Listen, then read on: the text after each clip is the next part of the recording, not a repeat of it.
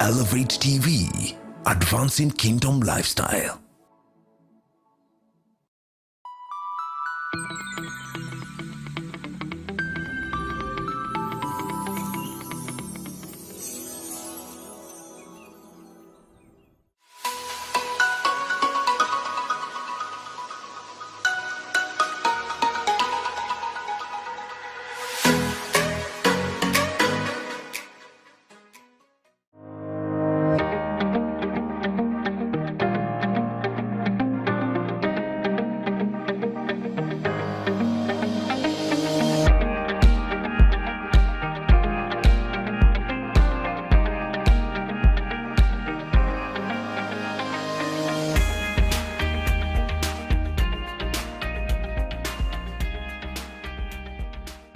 Ladies and gentlemen, welcome to another episode of the Gichuki Report.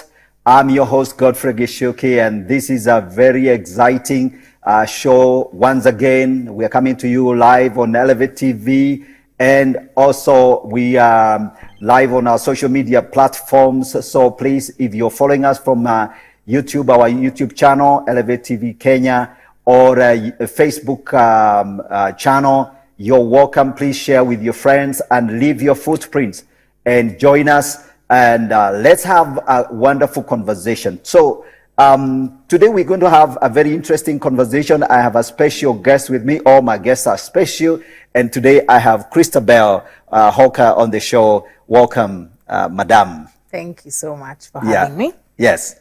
I'm looking forward to it. Absolutely. Yes. So today is going to be very interesting. We are talking about the seduction of feminism and the demand to force a cultural change. So I'm going to give you a background to what this thing is. I mean, very briefly, and then introduce our guests a little bit, and then we get on with the conversation. So feminism as a cultural force has grown in power over time, and the young women are signing up into it, and the army of so-called gender activists is growing, and that's really a reality in our nation. A lot of recruitment at the universities, young women are signing up to be gender activists, and so the big question is, what's behind this movement, and what are the implications both for the church, for the nation, for the women, for our culture? What's the end goal? I don't have sufficient answers, but I have somebody here on the set who is going to help us, just have this conversation. So join us, and let's have this conversation. And as always, the Gichuki Report is a platform for big, bold, honest, deep conversation on a broad range of subjects: social, cultural, economic, philosophical, theological, and political conversations. Today, this is a socio-cultural conversation, and I believe you're going to enjoy this conversation. So my guest is Christabel Hoka. She's a psychologist and a communication coach, working independently with parents, church, and schools to equip them in biblical sexuality and identity. That word, identity, again. So Christabel holds a bachelor's in psychology with a focus on family studies from the USIU, United States International University, Africa. That's here in Nairobi. And Christabel has authored workbooks on sexuality that are to help train church workers and youth groups. So if you have some youth group, church workers, and they need to understand this conversation on sexuality, Christabel is the person to go to, and she is here on the show. So Christabel, welcome to the show. Thank you. I'm sure our viewers want to hear your story. Where are you coming from? Why did you sign up for this kind of area of expertise and study? So let's begin with a quick overview of your career and how you got to where you are today. All right. Thanks again so much for having me. I studied psychology because when I was younger, I struggled with an eating disorder. And so it made me, coming out on the other side of it, it made me really want to know how the mind works, like what was causing it, underlying factors and that kind of thing. So that propelled me to want to study psychology with a focus on family studies and how people can deal with difficult situations within the home.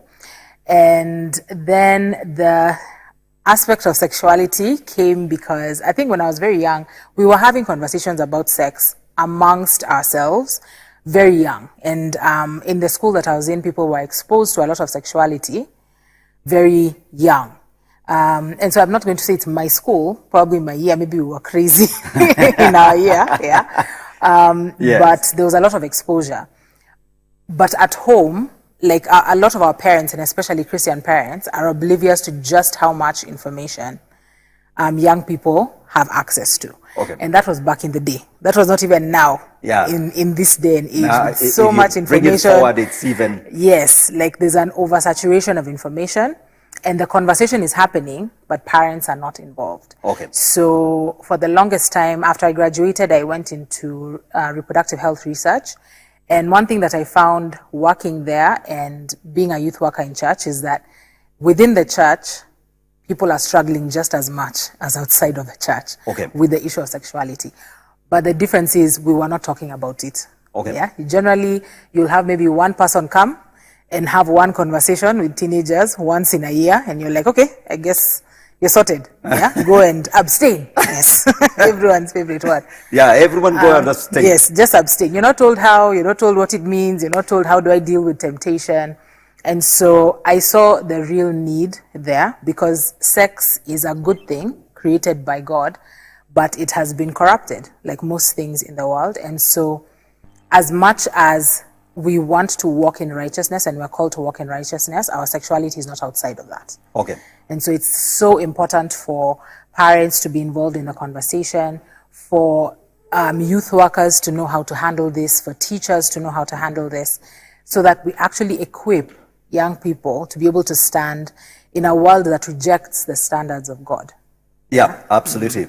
And that final statement, I mean, that statement, a world that rejects God's standard, that's very, very key, especially for our Christian viewers. A lot of, preachers, churches, actually kind of probably even oblivious to the conversation that is going on outside the church. And that's important. So maybe perhaps apart from you mentioned some of the things that inspired you. Is there someone that inspired you? Did you find mentors when you got into this particular field, psychology, sexuality? Who are your inspiration? There's always my parents. My parents love God and have always been very supportive of this work, which for a lot of African parents, if you tell them, I want to be talking about sexuality and sex, that's not, that won't be taken well.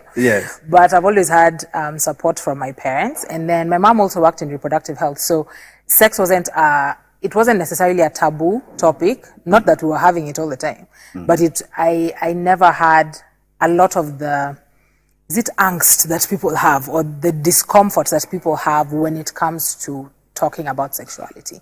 So I think that by the grace of God has allowed me to be able to do the research, to know that, oh no, this isn't the subject that God doesn't want, There was always the ability to do what God has called me to do. And so I credit my parents. Absolutely. Very nice. So let's now dive straight into the conversation, talk about, let's define feminism and how it has shifted how we understand our society today. Yes. So, I mean, given that feminism of itself, it's changed and transformed over a long time. There is what they call the first wave feminism, which was basically about universal suffrage, the idea that women can vote as well as men, and America led the way. And interestingly, of all nations, great nations, America was actually had the same problem. Women could not vote in America, just like other places. When people hear that, they like, we take America as the land of freedom. But so that conversation needed to be had. So the first wave of feminism was really addressing that issue, voting, property rights, and stuff like that. And that conversation is still ongoing. But there is now other waves that are coming about, the other things. And so I want you to get into that. You studied the subject, so you know. So tell us, what's this whole conversation about right from the beginning, definitions? Yes. So I think it's really important to define terms.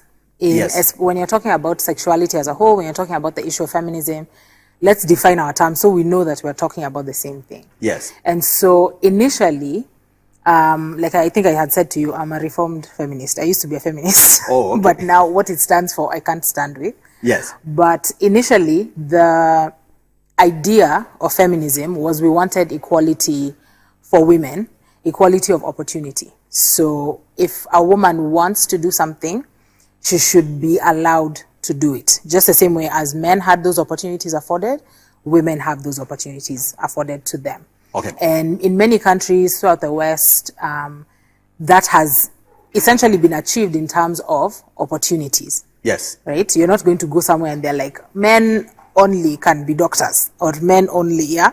And if you do, it's in the fringes, yeah, yes. of society. Yes. And not really approved of or given center stage. Yes. That kind of thinking. Yeah. So there's that equality of opportunity. That was first wave.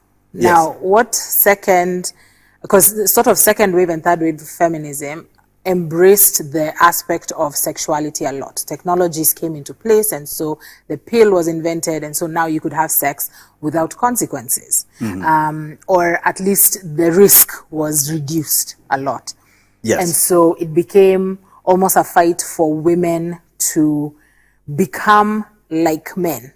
Okay. Right? Yes. And so one of the things I think that I've noticed is the worst qualities in men, like especially when it comes to sexuality. If you say, men are allowed to sleep around without consequences, men are allowed to cheat on their wives and they don't get the same shame and disgrace that women get. Okay.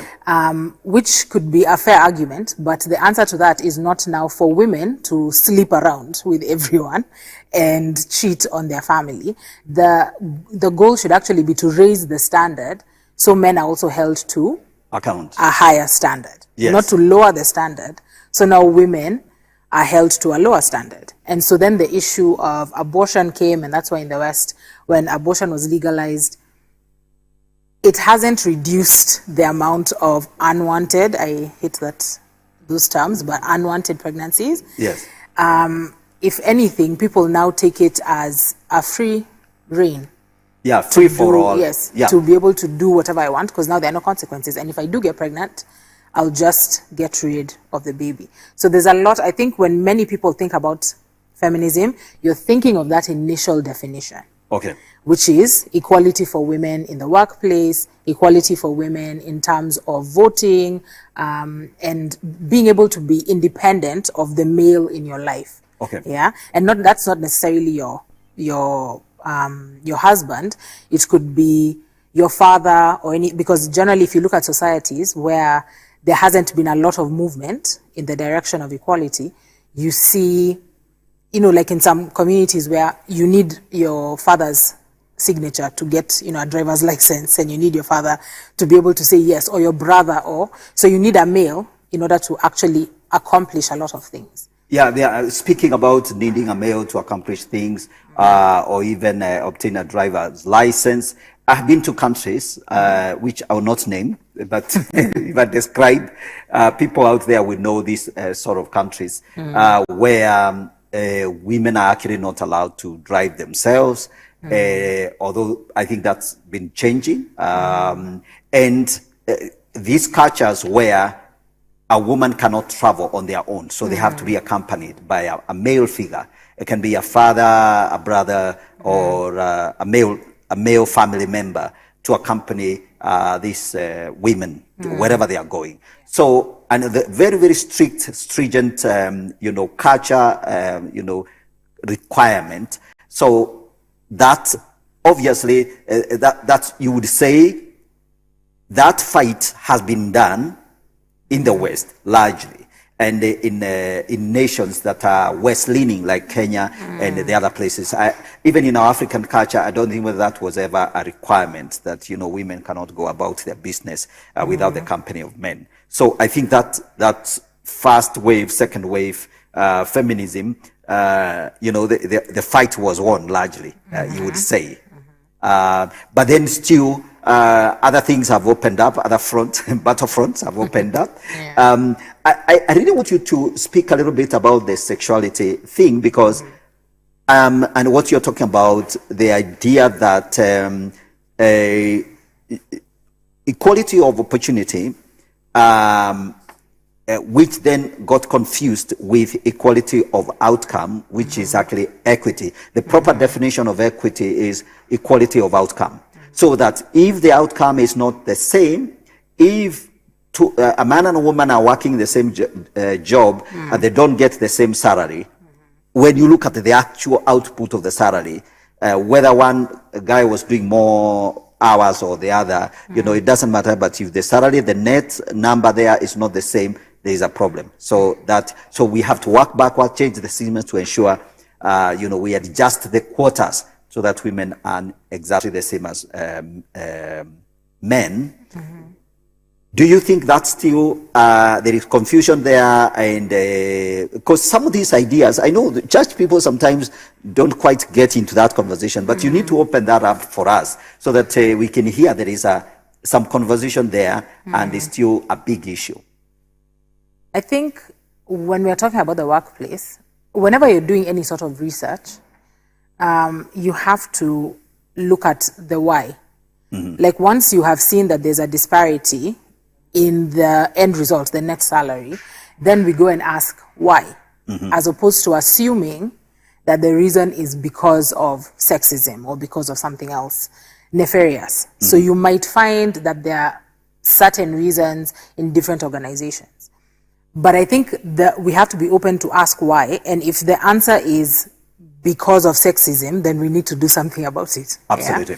Yeah? But because, like in the African culture, I think I was saying to you before that some places you might go to work and it's me and a male colleague, and I'll be told, no, but he's earning more because he has, a family, or he has responsibilities, but we're doing the same work. Okay. See, that's a problem.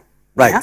And we should address it as a problem, because if we've been hired and we are actually doing the same work, the salary is the same that we both got hired for. We both got hired for the position. Yes. So that you see there now we can understand, but you still have to ask the why question. Okay. Because if we are trying to make sure that outcomes are the same, that everybody ends up in the same place, the level of social control you have to have in order for that to happen is insane, because you have to take choice away. Right? Because a lot of the places where they've done these studies, if you look at Scandinavian countries where they've achieved the most amount of equality, at least that we can agree on, you see that those divisions within the gender, there are a lot more divisions, not fights, but because people, when given the choice, women choose different things, different careers, men choose different careers. And so it's not just a cut and dry. If people are not earning the same thing, then there is definitely discrimination. Okay. Disparity does not equal discrimination. We have to ask. Yes, exactly. Yeah. And like sometimes I keep thinking that, for example, women largely will choose careers that have to do with serving specific individuals one by one. For example, nursing. And it's not very scalable. Even being a medical doctor, it's not very, very scalable. You probably need to do something else for you to become rich and famous, and teaching. But we find an overwhelming majority of women going into these careers which are not scalable as compared to, say, engineering or technology, say software design, where you can design a simple software and sell it, like a book, to many people without having to redo the same program. So sometimes some of the disparities in terms of outcomes for men and women are perhaps just down to the choices people make, the careers people choose to pursue. So we can say that to the extent that a society can open up and allow women and men to have free choice in terms of opportunities, the disparities will remain, but at least the explanation is not sexism. Is that what you're saying? It's not automatically Yes. sexism, and so we have to actually look. If we want to be honest, Yes. we can't just assume something. If you want to actually do something with integrity, you can't just assume a reason. You have to ask. And now you see even the push to get more women and girls into STEM programs, into science, technology, engineering, mathematics, is a good thing. I think that's a good thing. You've opened the opportunity. Yes. But the choice has to be mine, right? Right. I need to choose to then go into the field. I should raise my children to know that wherever the gift that God has given you, you can go very far with it. Absolutely. Okay? Yes. But I can't now, the same way as I don't want to force my child, oh, you're a girl, so you must wear pink things, is the same way that I'm not going to force them. You know, so us here, we are a science family, so we just do engineering. Yeah. You may get an artist and you're trying to force them into this mold, and it doesn't even necessarily mean that they're going to fail at this. But again, it's you who's forced them into that mold. Yeah. So if we're talking about freedom and choice, then people have to be given the opportunity, and then they can make the choice for themselves. Okay.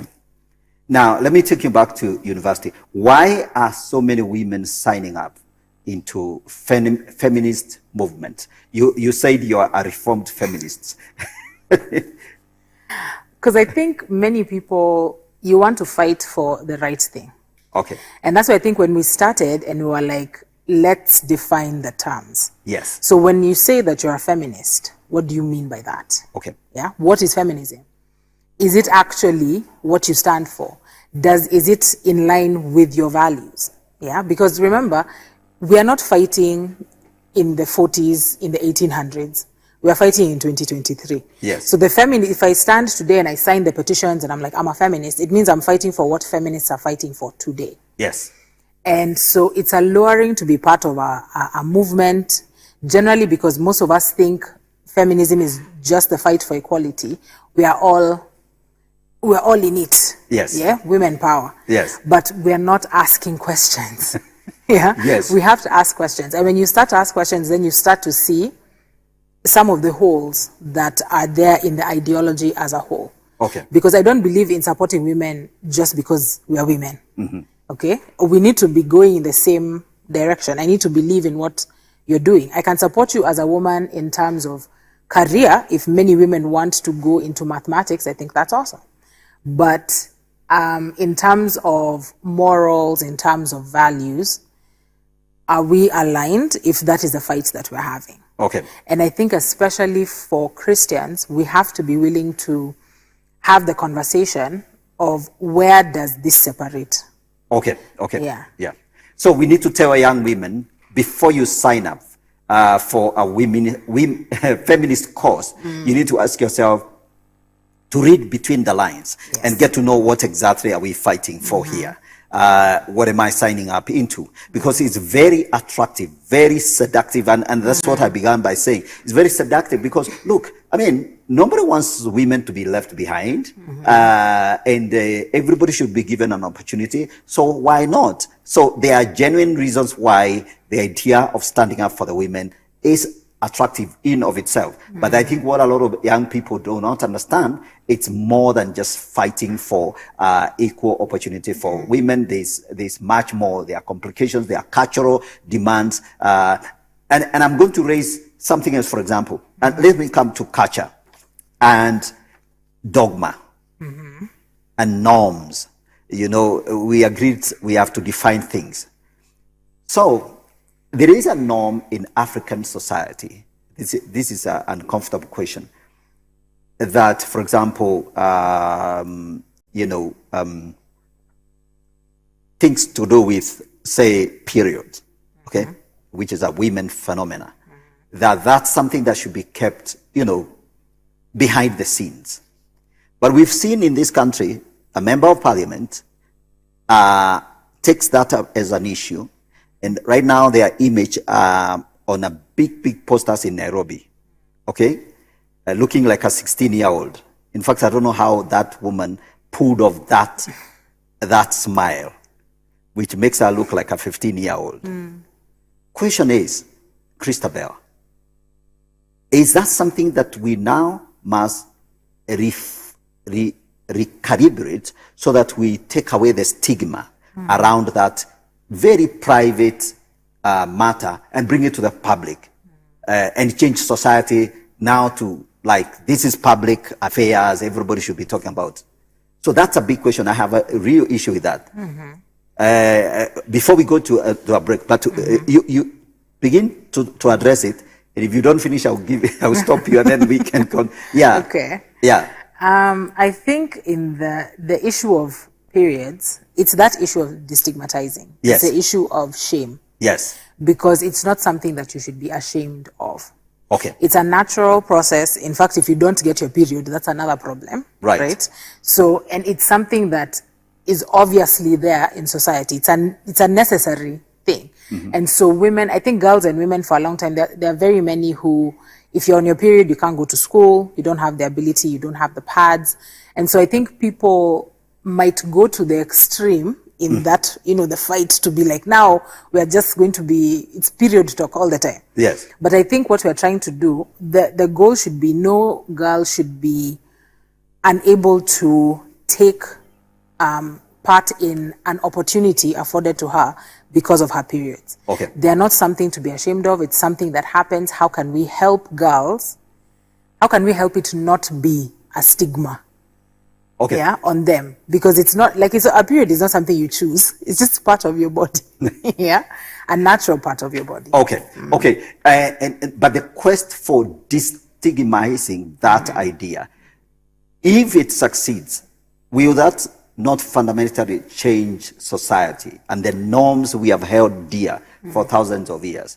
It will change society, but I don't think necessarily for the bad. I think if we take it to the extreme, sometimes the issue is overcorrecting. Okay. Yeah. So now it's either we are completely ashamed of it or we are shouting it from the rooftops. Okay. And there has to be a good balance. Yeah. So we are communicating. Girls have, the space so you feel safe when you're on your period. You're able to change. You're able to go to have the pads, because that's one of the biggest issues. Okay. Yeah. And like one of, I think we are even sometimes feminism in its blindness, because people are really, really fighting for condoms to be in school, but girls can't get pads if they can't afford it. Right. You see, that doesn't make sense to me, because a girl doesn't choose whether her period is coming or not. It's coming. And so this is something that we should be able to provide for the girl, right? And give her the space to thrive in her natural capacity. Yeah. Okay. All right. I'll hold you there. So let's take a break. Ladies and gentlemen, I believe you're following this conversation. We're going to go into a break. When we come back, we return to that conversation. I hope you're enjoying this. Don't go away.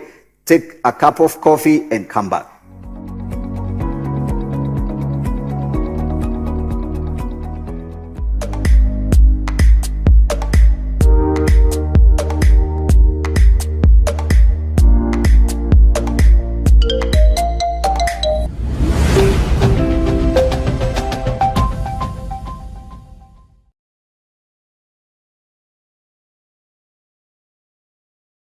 The Communications Authority of Kenya, through the Kuza Broadcasting Awards 2023, aims to recognize broadcasters who are shaping the future of broadcasting towards a creative economy by demonstrating excellence in their broadcasts. We strongly believe we are doing this.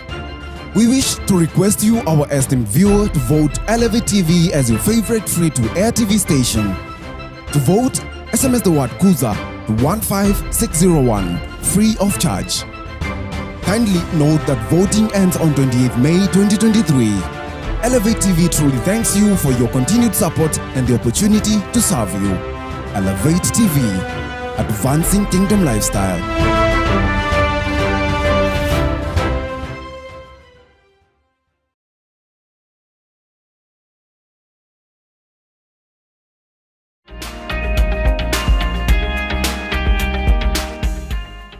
Welcome back. We are talking about the seduction of feminism and the demand to change society. And before we went to the break, my guest Christabel was telling us about some of the things that the the fights feminist movement have taken on.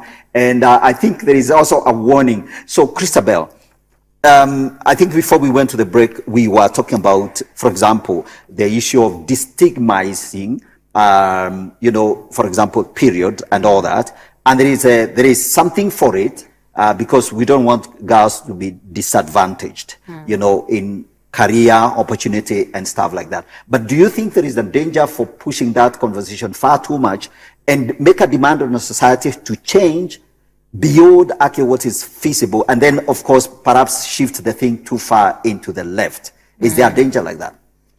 I think yes. The answer is yes. And whenever, like when I said before we went on the break, we have to have a balance. Whenever you see yourself moving very far in the other direction, sometimes you just have to evaluate where you're standing. Yes. Like, what is it that I'm fighting for?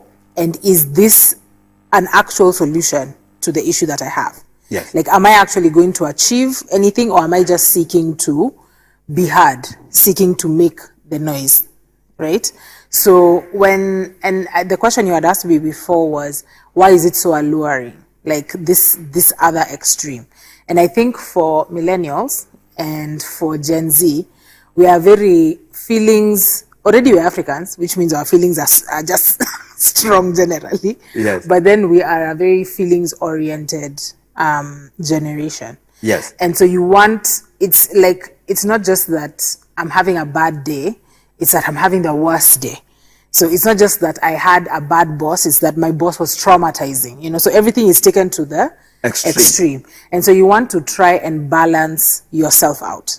The thing is, when you're involved in a cause, no one is going to balance you out. You're more likely to go to the extreme. Okay. Yeah, than you are to have a good equilibrium. So like we said at the beginning, you need to ask questions. You need to ask, what am I fighting for? Is this fight necessary? And is my method effective? Right. Yeah. And that's really real. And like, when you talk to some of the young people, especially your generation and the generations younger, there is kind of the seduction of these amazing ideas, new ideas. Nobody wants to be left behind. Everybody wants to be trendy. And so if there is something nice, being a feminist, extreme feminist, radical feminist, it's very nice, So you get to fight off these men, who, you see, men are the problem. So we can have a little fight, a little bit, So it can be very, very confusing. All right. So anyway, let's put that. But then, what follows from that, what is the impact on the boy child? In general, and maybe specifically from your experience? What I found, at least many people, at least now we are talking about the boy child, he's even part of the conversation. Before, there was a very real emphasis on girls, and a valid emphasis, right? Because girls were the ones who are less likely to go to school or finish school, you're getting married early, that kind of thing. Yes. And so there was a very concerted effort in the home, in the church, in the community to uplift the girl, which is a good thing. Yes. But girls don't live in a vacuum. Right. Yeah, you're going to, these boys are your brothers, your friends, your husbands, your boyfriends. And so a lot of the things, like now when you go, I usually use the example, in my work, whereas before, girls were always told, I come from a family of girls, so you're always told, boys are the problem. Okay. You're going to be manipulated by a boy, he just wants sex from you, all of those things. Now, the aggressors are the girls. Okay. The girl has been empowered. Okay. She is empowered. The boy was not. And so because we assumed he's strong enough, we didn't put in the same amount of effort for him. Okay. And so there's sort of an imbalance.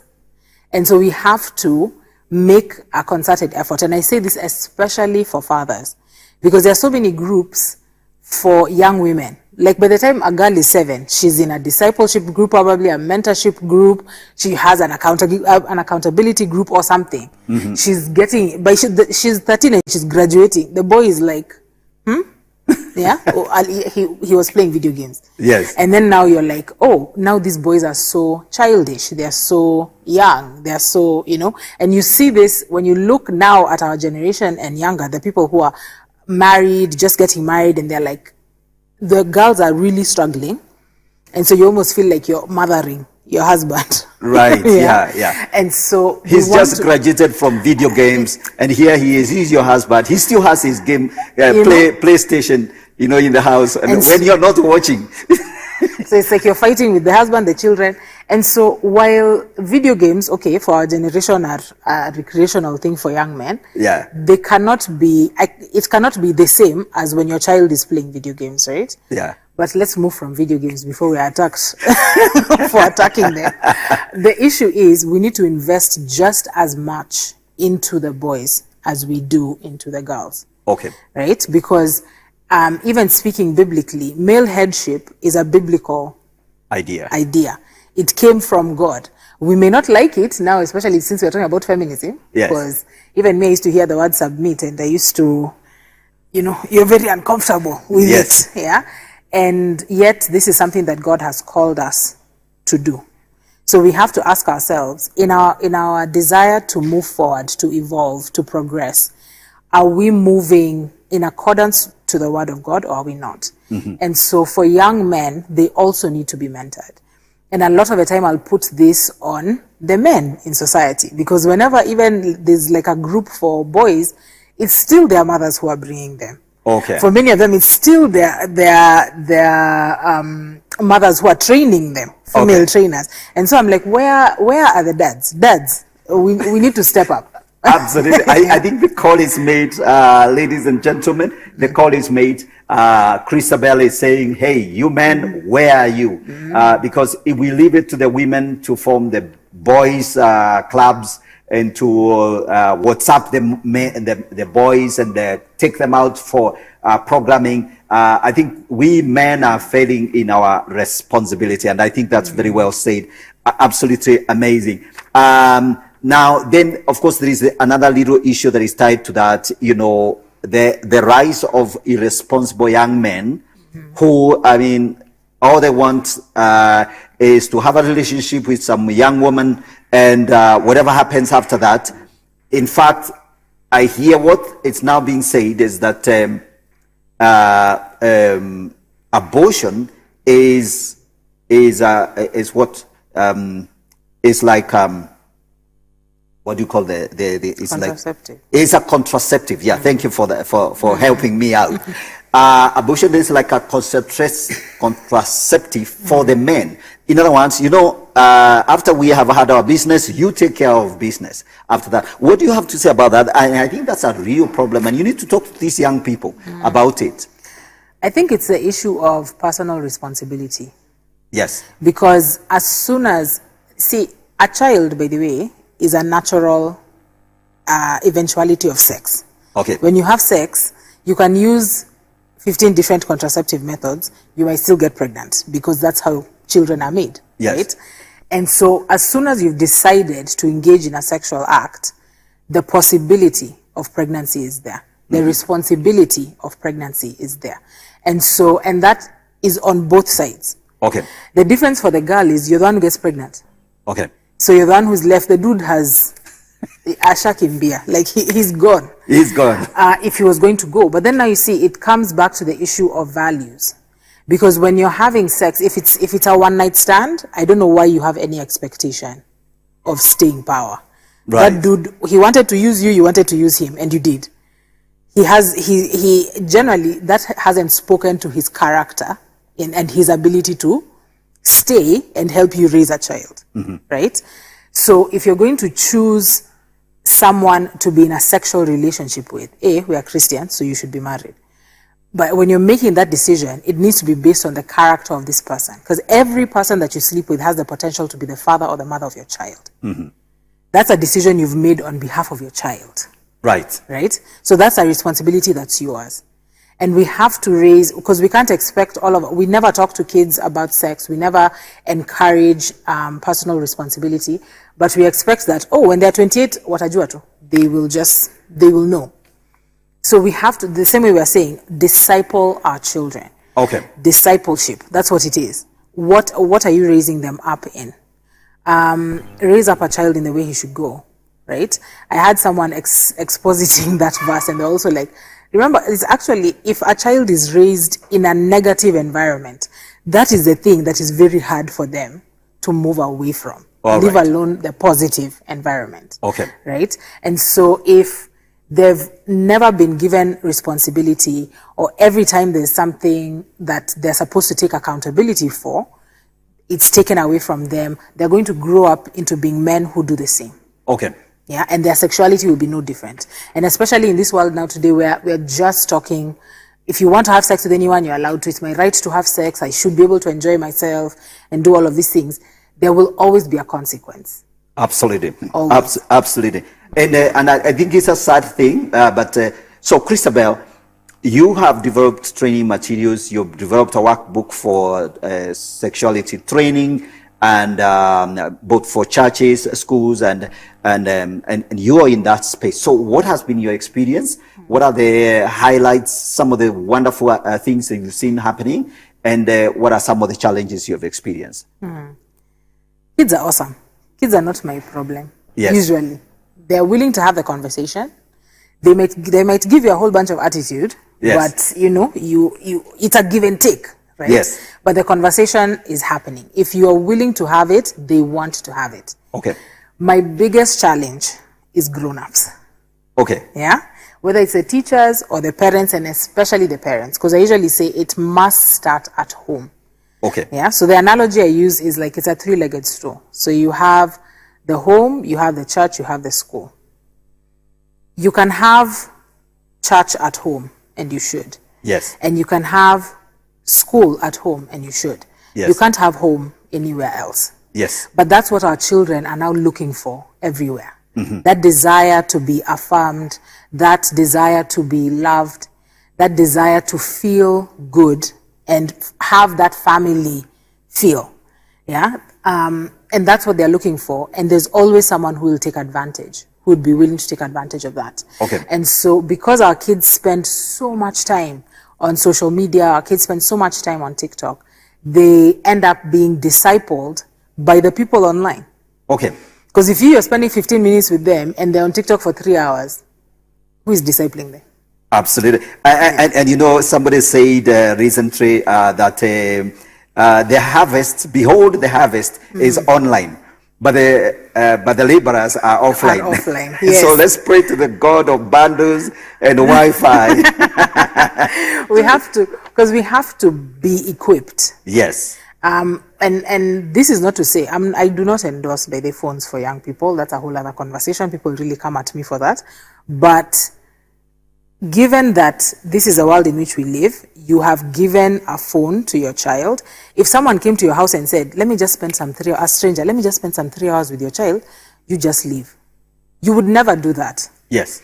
But by giving them that phone, you've given them the whole world. So right. Anyone has access to them.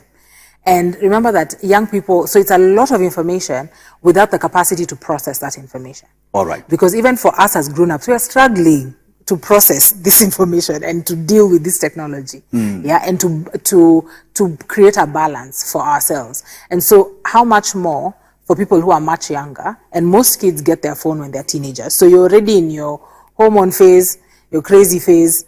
There's a lot less overview on what you're doing. So I think what is really important is for parents and teachers and youth workers to equip themselves. Okay. And that is the main goal with my workbooks. I'm just like, let's go through the program and equip yourself to actually then equip our children to be able to stand for Christ, to be able to live for Christ.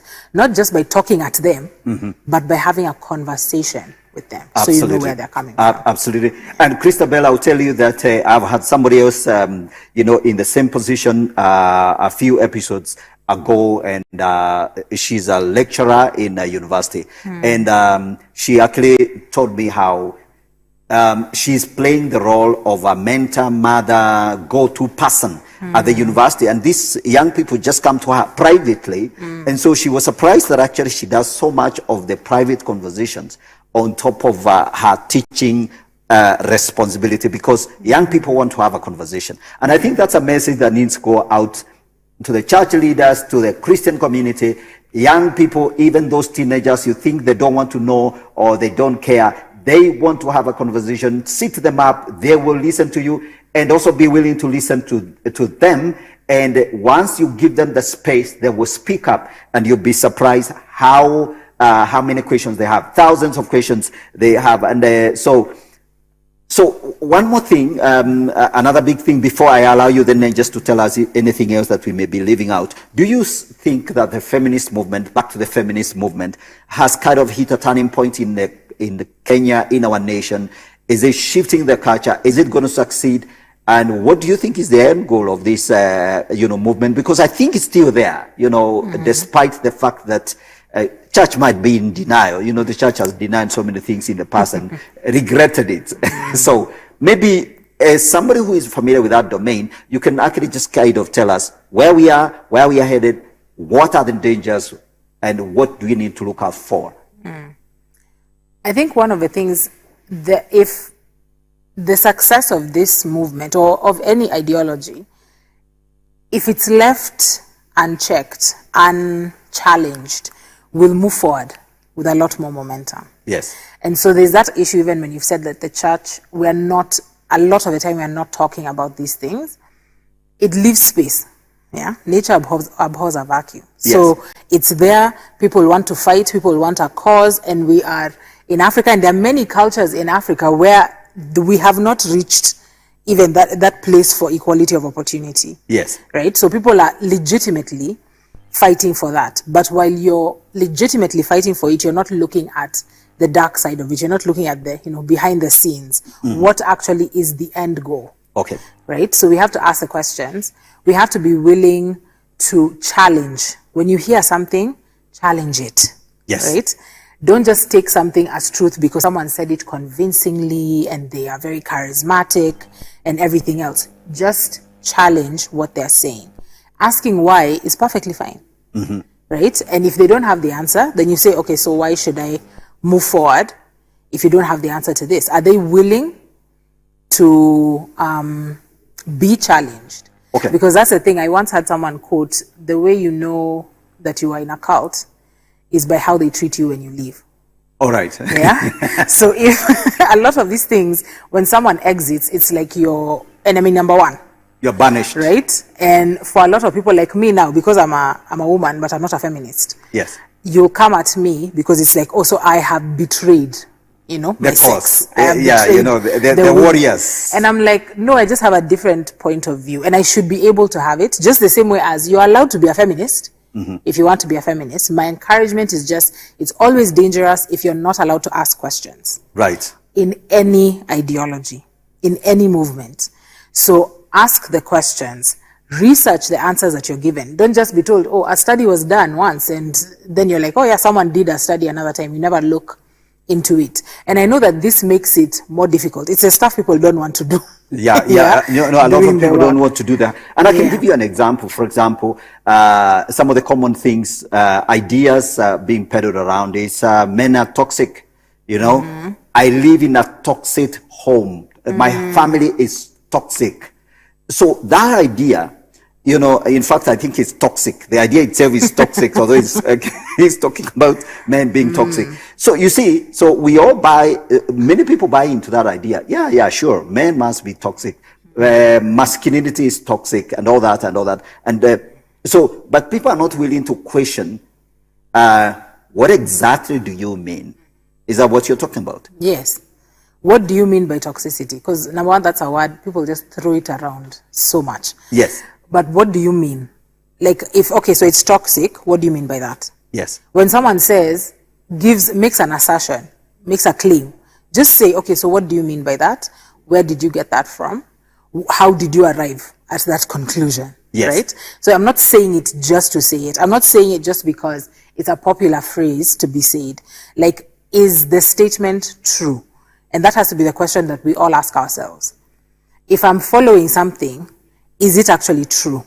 Yes. And then I move forward in that direction. And to find out if something is true, you have to examine it. You have to be willing to ask the questions and look beyond the shiny, because that's the seduction. It's shiny. It looks good. Yes. It's like the fruit and Eve. Yeah. It's very cool, you know, Yeah. to just call men toxic, you know, and masculinity, and accuse men of all manner of evil. By the way, we are going to begin to declare we are persecuted. You know? We are enduring persecution. Yes, because the truth is, there is masculinity that's toxic, just as there is femininity that's toxic. Yes. So, like, virtue is not given to someone because they are male or female. Yes. Like, I can just be a bad woman. Yes. Yeah. You can be a bad man, or you can be a good man. I can be a good woman. I can have good values. At the end of the day, it comes down to that. Yes. It needs to be a value-based proposition. That's what we have to now start asking ourselves. Yes. Because just because something looks good, sounds good, feels good, doesn't make it good.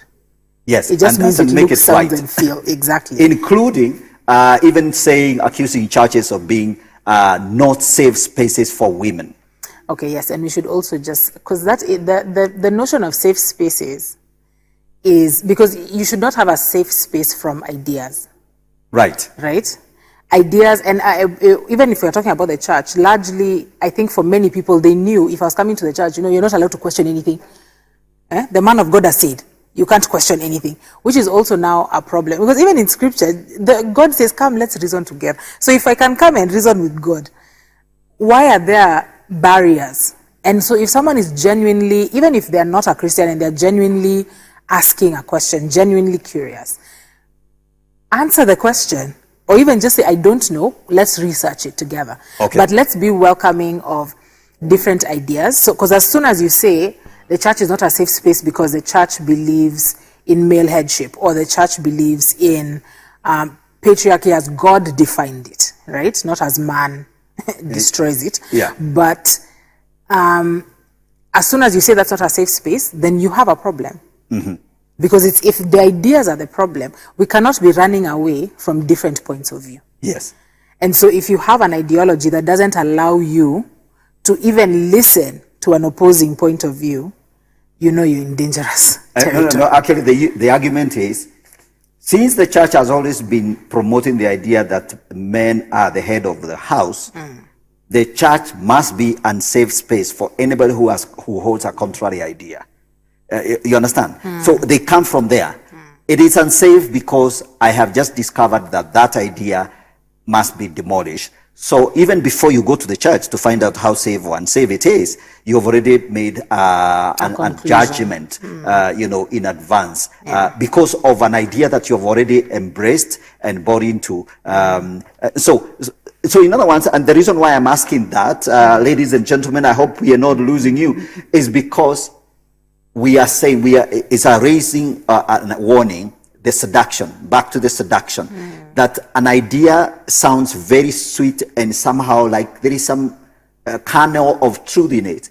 Yet, and unless you're willing to subject it to discussion, debate, including having that debate with young people in church, in the youth group. So what does it mean that somebody has accused the church of being an unsafe space? Let the young people, you know, dive into that conversation, have it, and agree to come to a conclusion. Is it safe? Is it unsafe? Instead of just accepting a foreign narrative into that conversation. Is that what we're talking about? Yes. Absolutely. Now, before we end, is there something else that we're not talking about, Christabel, that you would like to make sure you bring into this conversation before we end? There are so many things, but I think one thing we should be talking about is how feminism has done almost a turnaround. Because now if you see in the West, it's almost like feminism full circle. Yes, is now fighting for the erasure of women as opposed to fighting for the recognition of women. Right. So you have, as long as you're a man and you say that you're a woman, then you are a woman. And which means if everyone is a woman, if everything is a woman, then nothing is a woman. Right. Right? And I think that's a conversation we really need to have, because we can see, there's never been another time in history when you can see the results of this same ideology playing out in another, to its extreme, yes. extreme end. in an entire society. But Right. now, because the world, we are so connected, you can literally watch what is happening in the West. Because by the time someone in Britain, was it last year? There's a man who raped a woman, and then when he was arrested, he said, "I identify as a woman," and he was going to be put in the women's prison. Right. That is also happening in America. So you're in a cell with a rapist because he Right. said that he's a woman. That's insanity. But people cannot see that. The fact that we are even having the conversation, because being in a cell with a rapist is cruel and unusual punishment, even if you are a criminal. Yeah, that is not something. So as opposed to actually protecting women, it's come full circle. And so many people are now actually fighting for women not to be recognized. Because now if the woman complains, she's the one who is punished. Absolutely. Right? All right. So, Christabel, we've run out of time. But before we close and we end, I want to give you just like 30 seconds just to look at that camera and speak to those teachers or trainers of trainers and Christian workers. And you have a message for them, I'm sure. Okay. What I would like to say to all of us is, let us equip ourselves to equip the next generation. We have been chosen by God. Like, we didn't end up in this place by accident. God has put you in the place that you are, given you the children that you have in this time and in this space for a reason. And he has called us to live for him, even in this world and in this culture. Every generation has a fight of its own. And if we actually come together and band together, we can equip ourselves and we can work together to accomplish the purposes of God in our generation. Absolutely. Thank you very much indeed, Christabel. It was lovely having you here. Thank you. Wonderful conversation. Ladies and gentlemen, we've come to the end of this conversation. We've run out of time. We'll see you another day. And thank you very much for staying tuned in. I have been your host, Godfrey Gichuki, and this is the Gichuki Report. We'll see you another day, same time, same channel. Keep it Elevate TV, and see you next time. God bless you. Bye for now.